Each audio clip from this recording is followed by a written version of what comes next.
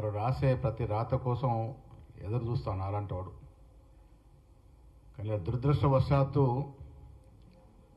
ఇవాళ ఏబిఎన్ ఆంధ్రజ్యోతి పేపర్లో కొత్త పలుకు పేరిట వచ్చిన వ్యాసం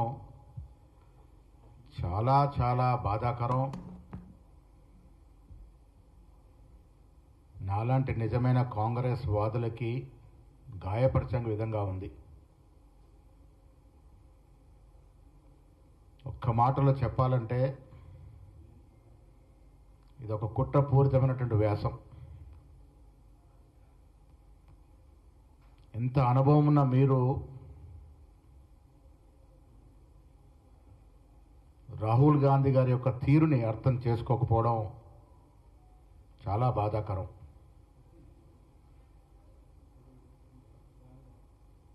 రాజకీయ పదవులు తీసుకుంటేనే రాజకీయ నాయకులు అవుతారని మీరు అనుకుంటున్నారేమో.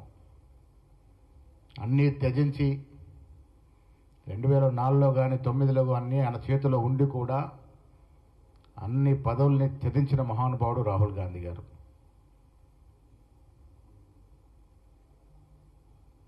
రాహుల్ గాంధీ గారు ఏం తప్పు చేశారని మీరు ఇవాళ మీ వ్యాసంలో ఆయన అంత తక్కువ చేసి చూపించారో నాలాంటి వాడికైతే అర్థం అవ్వట్లేదు. ఇది కొత్త పలుకులా లేదు, ఇది ఒక మోడీ పలుకులా కనబడతా ఉంది మాకు. ఎవరి కోసమో రాసినట్టుగా కనబడతా ఉంది. ఏ శక్తులు ఉండి మీ వెనక ఈ వ్యాసాన్ని రాయించాయో అనేటట్టు అనుమానం కలుగుతూ ఉంది. అందుకని మీలాంటి అనుభవజ్ఞుడు భారత్ జోడో యాత్రకు ముందు మీ సలహాలు సూచనలు మీరు రాహుల్ గాంధీకి ఇచ్చినప్పుడు ఈ సమాజం కోసం రాహుల్ గాంధీ చేస్తున్నటువంటి కృషి మీరు కొనియాడప్పుడు అవన్నీ కూడా గుర్తొస్తూ ఉన్నాయి. ఎవరిని ఉద్దేశించి ఈ వ్యాసం వచ్చిందో, ఎవరిని పెంచేందుకు ఈ వ్యాసం వచ్చిందో, ఎవరి లబ్ధి కోసం ఈ వ్యాసం వచ్చిందో ఒక్కసారి తెలంగాణ ప్రజలు ఈ వ్యాసాన్ని చదివి అర్థం చేసుకోవాల్సిందిగా మనవి చేస్తా ఉన్నాను. ఈ దేశంలో నెహ్రూ అంటే ఇండిపెండెంట్ ఇండియన్ ఇంటిగ్రేషన్, ఆ దశగా వారు పనులు చేశారు. ఇందిరాగాంధీ గారు గరీబీ హటావో నినాదంతో పనులు చేశారు. ప్రజల మన్ననలు పొందారు, ప్రజల గుండెలు ఇప్పటికీ స్థిరంగా ఉన్నారు.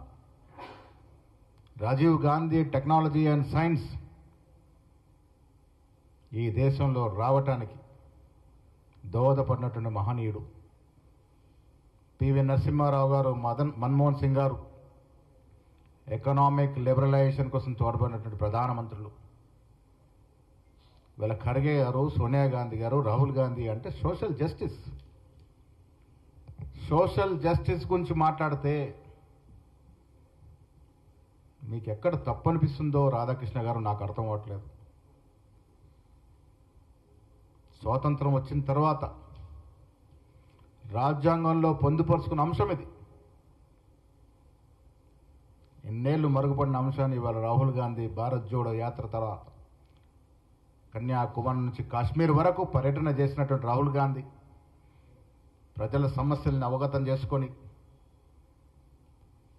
ప్రజల బాధల్ని అర్థం చేసుకొని, ఈ దేశంలో సమానత్వం కావాలని అడగడం తప్ప, ఈ దేశంలోని సంపద 90% సంపద 10% మంది చేతుల్లో ఉంది. 10% సంపద 90% బీద చేతుల్లో ఉంది అని చెప్పడం తప్ప, ఈ రకంగా మీరు రాహుల్ గాంధీని తక్కువ చేసి ఉంచినారో మాకు అర్థం అవ్వట్లేదు. కమ్యూనిస్టు పంతా ఏర్పాటు చేసుకోవడం, కమ్యూనిస్టు పంతాలో మాట్లాడడం తప్పన్నారు.